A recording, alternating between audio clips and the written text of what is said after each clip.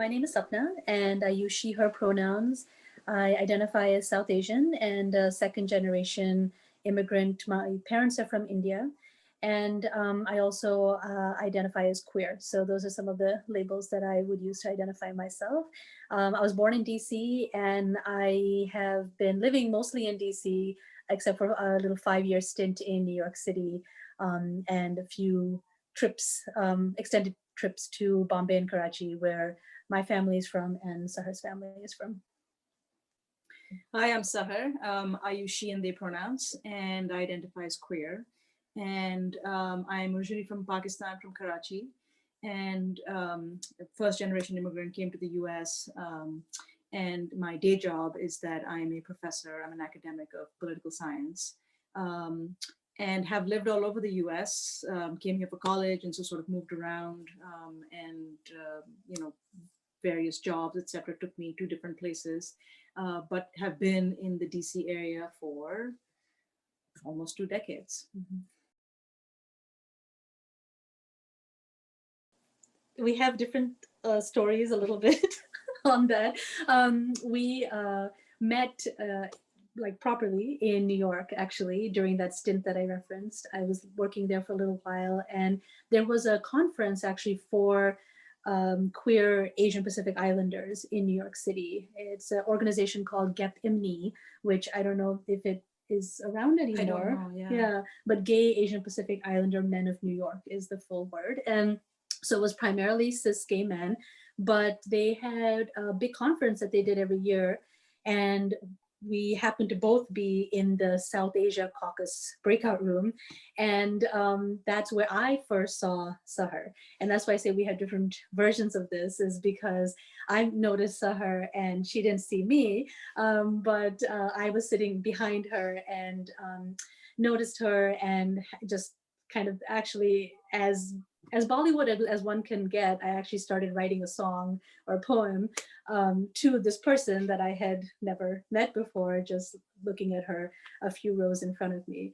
And then later that evening, that's the part where Sahar says we met. So if you want to talk about the party. So later that night, there was a party. And that's where I saw Sapna for the first time.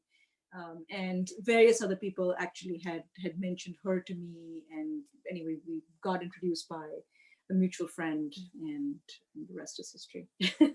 And that was now 16, almost 17 years ago.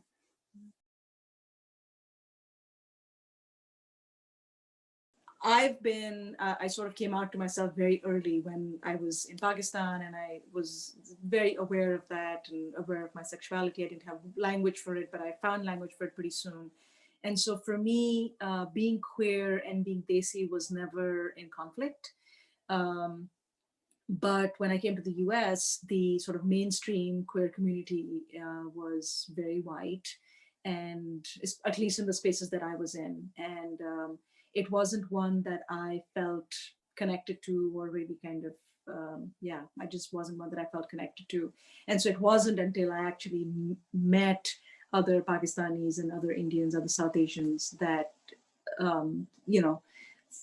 things sort of really shifted for me, that when I really found my community. And for me, I grew up in the States. I came out actually much later. I came out in my 20s, and I had I had a harder time because I didn't see any queer South Asian women. And I think I'm saying all of these words very tentatively because what I did see was I saw folks who were male, masculine of center. Butch was a lot more visible than as an identity, I think. And so I did see people who were masculine of center, who were brown, but primarily Latinx. And especially I grew up in the DC area, that what I did see was groups for queer Black folk or groups for queer Latino folk. There's a newspaper called Metro Weekly, in the DC area, and I would see these meetup groups and stuff, but I just didn't feel comfortable like I belonged there, because I didn't ever see any Indians or Pakistanis and folks that I kind of identified with. And so I really actually came out in India because I used to go quite frequently to Bombay, where my family's from.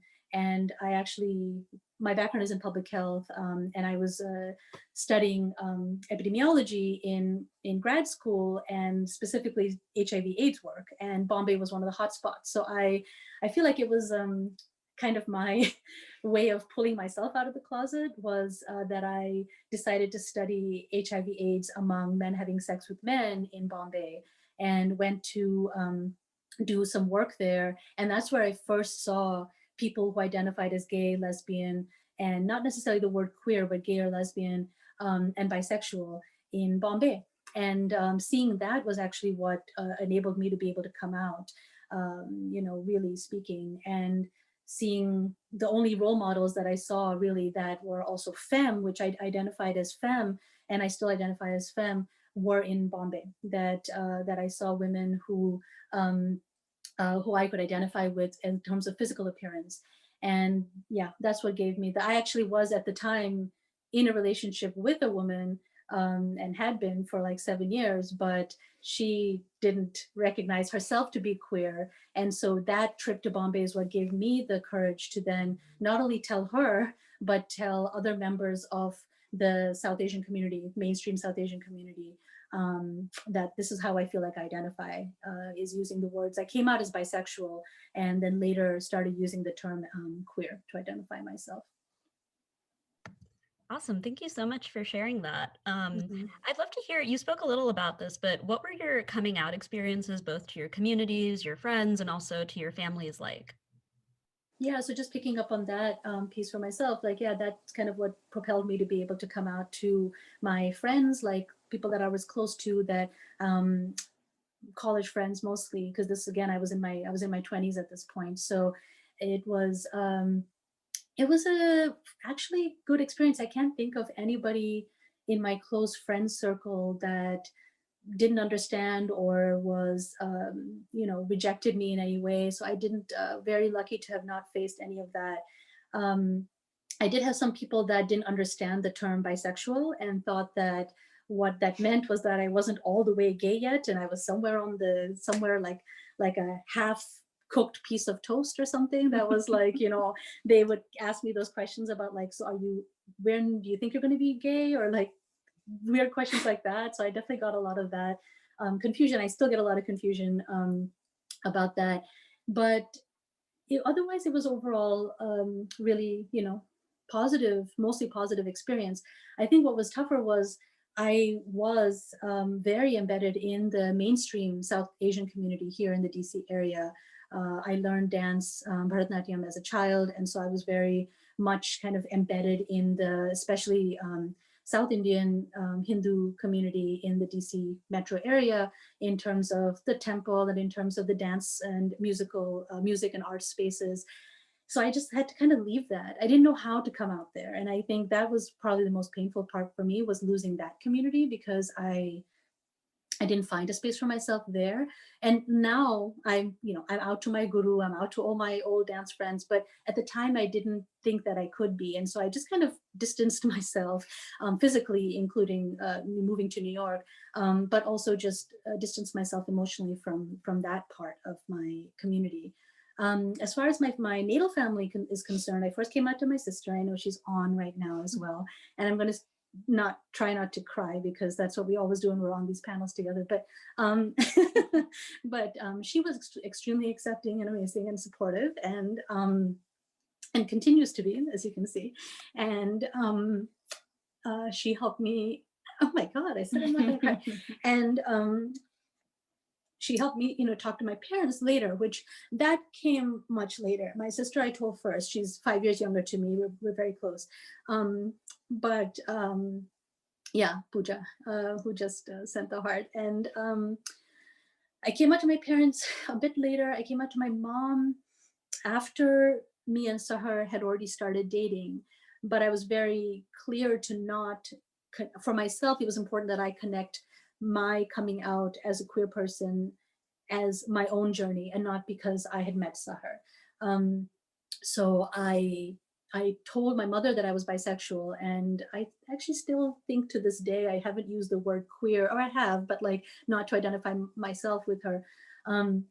And She was, I wouldn't say she was unsupportive. She was just not quite sure what to do with this information. And so, and she's a physician, so she took it in kind of very technical terms of saying, well, what does that mean? Like, how can two women have sex? Like, she actually asked me that, you know. So I think that it was more of that. And my father at first was not as understanding. I mean, he said, I just don't see how this makes any sense, and I'm not sure how I can ever support.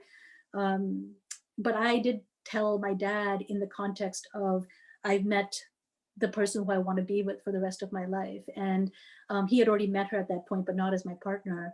And it took him a few more years. And I remember Sahar saying, he may not like me now, but I'm just not going anywhere. So he's just going to have to like me. And I'm just going to keep on showing up until he does. And, you know, I think it's fair to say that now he and Sahar talk probably more than he and I do, because I don't know, they have found a different kind of relationship, and they're able to actually talk, and she understands him also in a way maybe that I don't. So so those are some of my experiences with coming out. And as somebody told me when I first came out, it's not a one-time thing, right? You're continuously and constantly doing it. So this is just the initial coming out, but there's been so many iterations along the years of how, what this looks like and how it takes shape. Yeah, let me pick up where we left off. Yeah. About it being a journey. Definitely has been a journey. I also wanted to say, I keep looking away because we're monitoring the baby, looking at the monitor. So I just wanted to clarify that for folks. Yeah, it was tricky because as an immigrant, my natal family is not in the US, and so that just made coming out much more difficult, like even literally logistically. And the first person I came out to also in my natal family was my sister, who I am also very close to. And my family was generally pretty great. Between my parents, I would say definitely my mother was less comfortable in the beginning than my father. My father was much more supportive. But, you know, they sort of had their journeys. I think part of what has been difficult is, you know, what are people going to say? How do we explain this? You know, so even if we accept it, even if we understand it, like how do we tell other people? So that's been part of it.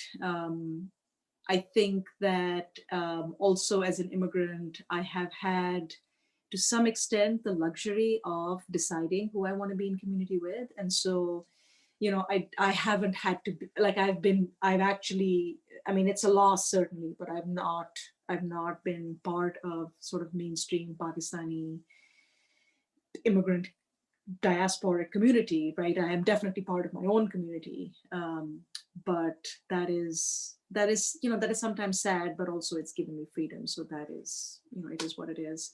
And I guess the last thing I would say is on this is that I'm old enough that now I know of, even within my immediate or relatively immediate circles, both in the US as well as in Pakistan, lots of younger people who are also queer, who are, you know, whose families are sort of navigating this as well. And so I think for me, like my whatever 15-year-old self who was like, oh my God, I'm the only one on this planet. And like, I know that to not be true. And I'm fortunate that I've been able to help others also, you know, other families, other individuals at this point in my life.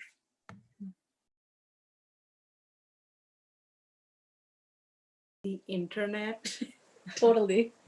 is an amazing, wonderful thing. Yeah. Actually, Sonali is here. We should shout Sonali out. I was going to say the the first person I want to shout out is Sonali, because she created a listserv back in the day when listservs were a really big thing. I mean, they're still a big thing, but you know, there's other ways to connect also. So she created a listserv called Desi, and if Sonali wants to share more about that. And then there were a couple other sort of listservs online that were for like South Asian identified, queer identified people, that some of those were local, like some of those were national, kind of US, and then there were some global lists as well. And I just found community there. And then in person, and some of my closest friends are still people who I met on that list, on those lists. And then in person, there were these groups that exist in every sort of metro area, like Kush DC, or in Boston there was Boston Masala, in Texas there was Trikon Tejas. I don't know what it's called right now, but anyway, there's like all of these different groups, and those were huge for me.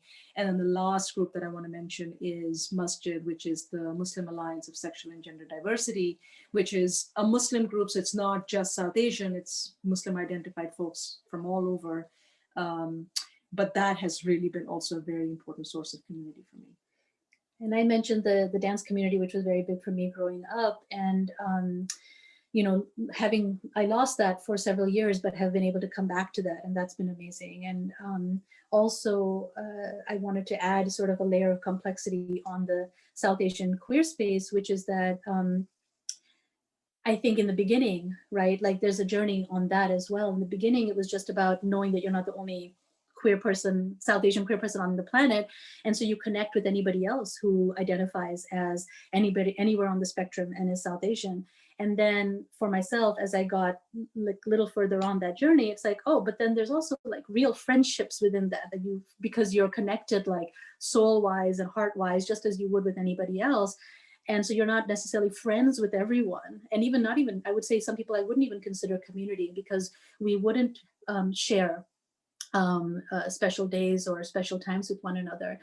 And then for me, there was also the added layer of politics, and like knowing that just because we both happen to be South Asian and we both happen to use the identifying term of queer or lesbian or gay or bisexual, that we may not see eye to eye on politics. And I think for myself, as somebody who is a practicing Hindu and wants to be like very mindful of the fact that I am a political Hindu. And when I say that, I say I am, as a Hindu and as an upper caste Hindu, somebody who wants to actually call out Islamophobia and call out casteism, that is difficult to do, because most other people who I know who are born as Hindu either don't want to identify as Hindu, or they identify as a right-wing Hindu who is against Islam or is hating on Muslims. And so that has been really tricky for me, is finding that intersection of other queer Hindus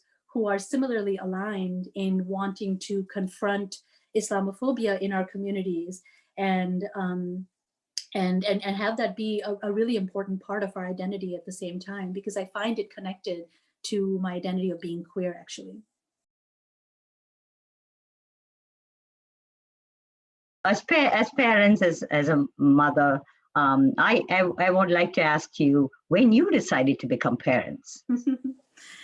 Yeah, the answer is a bit different for both of us, because I think Sahar decided much sooner than I did. So in our personal journeys, it's been different. When did you decide? I actually don't know exactly when.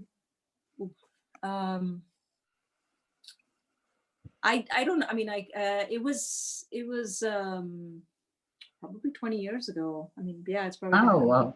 Yeah, like it's been a while. It's been a while since so I should say, as a young person, I was like, oh my God, I never want to be a parent. Like never, ever, ever. I was sort of very against the whole thing. But I like kids, but I just didn't think that was it for me. And I think if I'm honest with myself, I think part of it was that I didn't think that as a queer person I could be a parent. Yeah. And then I have the sister that I mentioned. She had children several years ago now. They're teenagers, but they were really children who I became very involved with from zero. Like literally, I was there at their births. Like it was, and so I think that's when I decided that I really want to be a parent, and it was something that I knew before Sapna and I met. I knew for myself. And for me, it was a flip, I think, because I was socialized as straight and I came out so much later in life. And also being femme identified, it felt like it was always a expectation that I was supposed to fulfill, that one day I was supposed to have children. And maybe for that reason, I sort of then decided I didn't want to, so for a while in my late 20s, going into my early 30s, like I actually was like, I'm not really sure that that fits into my life, is having kids. And when Sahar and I met, we talked about it. And I think I told her the story of how when I was 16, I told my dad that if I do have kids, I'm going to adopt. And I remember him telling me that, well, what is your husband going to say? And even then, even when I wasn't totally out to myself, I'm like, what husband? Like, where are you going with all of this? Like, I don't even have a husband. And now you're like asking what my husband's going to say about this, not even yet child that's adopted or not adopted, So I think it took me a little bit longer, but definitely it was our nieces, so her sister's kids, that I also got very close to and met very early, in their lives. And basically, I would say in earnest, probably about 10 years ago was when we really like began this journey. And we started off, both of us saying to each other that we knew from the time we were young that we wanted to adopt, and that was the journey that we started. And so we started off on trying to adopt, both in Pakistan as well as in India, trying to adopt. And the tricky thing is that I also want to share as a point of information for everyone is that we got legally married in 2010. And what happened because of that, while it was a really exciting thing that we were able to do because the DC law changed right after DOMA was turned over, right before actually DOMA, yeah, you're right, was turned over, we were able to get married, and then DOMA was turned over. The tricky part with that is because we're legally married, we actually cannot adopt from India or Pakistan because there's no way to hide the fact that we are a same-sex couple, and gays and lesbians are prohibited from adopting in India and Pakistan. So you can adopt as a single person, and we could have pretended to be single because we weren't legally married anyways. But because we were legally married, and by that point then had to have our tax returns also show that we are married, any documentation that you would submit on an adoption application would demonstrate that we were in fact married.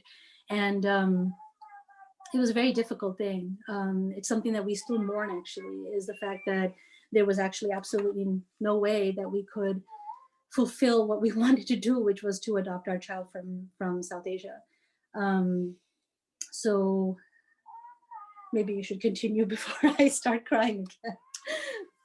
Yeah, so we were on that journey. So I want to recognize that that's not, I don't know if this is the direction you wanted us to go in. So, but anyway, yes, it is. Okay, yeah. okay. Yes. So we were in that sort of on that adoption journey for a long time, and then when that became impossible, then we actually switched gears and we started a domestic adoption process. Domestic adoption in the U.S. works very differently than international adoption does, for lots and lots of reasons. But just the one thing I'll say is that if you don't know, it basically requires couples to, or people, whoever, single people, to essentially like market themselves because birth parents have to pick you. It's open. So basically the child and the parents, the birth child and the birth parents and the adoptive parents all know everyone else. Like it's all open. Yeah, and which is what we wanted. Mm-hmm. But it's there were just lots of I think there were just lots of strikes against whatever. I'm not trying to. I think that there were disadvantages against us, because I think that a lot of birth parents were maybe not comfortable, not just with queerness and same-sex couples, but also with immigrants and brown and one interfaith Muslim Hindu, like what is going on. And so anyway, all of that is to say that we were on that journey also domestic adoption for a long time as well, and then that ended. And then we went to fostering route, and then we went through the course to get licensed as foster parents. And so locally, we went to an agency, and we are now licensed as foster parents. And we had thought that we would go that route as well. And that is something that we still would like to do, and we still could do, because technically we're still licensed to be foster parents. And then, we just really, at that point, the desire to become parents was growing and growing so much that we're like, how are we going to get there? And so we decided to go to the biological route, which was not our, primary choice. But we were just talking about this last night. I think we always knew that Saira was our child, and it was just like, how are we going to get to them? So which road? And we see it as kind of slightly different, but a similar analogy of like, they were out there somewhere and we had to just find them. So how are we going to get to be their parents? So this is the route that brought us to Saira.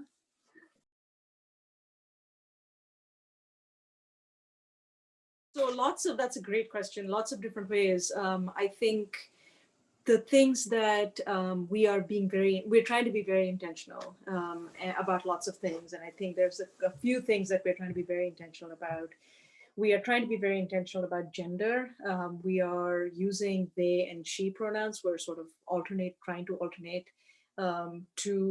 they are going to pick what gender they are. Like, we don't get to decide that, but whenever they figure that out, I would love for them to sort of have a fullness, like an expansiveness of terms that they're already comfortable with, familiar with. The other thing that we are trying to be very intentional about is our faith traditions, because I'm Muslim and Sapna's Hindu, and we are trying to just make sure that both of those are honored in Saira's life. And I also think that we are trying to be very intentional about conveying the values that are important to us about, gratitude, not being materialistic, being accepting and open. We're trying to be very intentional about especially having Black folks in their lives. I think those are the things that I think are really important. I also think that what has been, like, before I became a parent, people would say, they come as they come. And I was like, that's ridiculous. I shall shape my child. And oh my God, no, you don't shape your child. You just kind of, I feel like it's almost like a pinball machine or something. Like, you just kind of can help prevent some really like scary things happening to them, but like, they're on their journey and you are there to just try to keep them safe through it. Also a great question. I think that I wish Sapna were here, because I think she has a different answer to that. I think that because we really have formed our own community, which is both queer and straight, but like people who are like-minded. The mainstream Desi community is not necessarily one we spend a ton of time around, but I think Sapna has a different answer to that. But in general, I think people are actually pretty nice. Like, sometimes they're like, no, we've never experienced anybody who's been terrible or horrible or mean or cruel, or even rude, but curious for sure. That has happened. We had this amazing experience, surprisingly, ended up being an amazing experience. We did a ceremony for Saira's Anna Prasannam, which is the first time that a child eats solids. And we did that at the temple, at the mandir. And we were just looking at pictures from it today. So maybe Sapna can talk about that, because that is something that she really like fought for. And we actually were able to do it in the mandir. And it was amazing.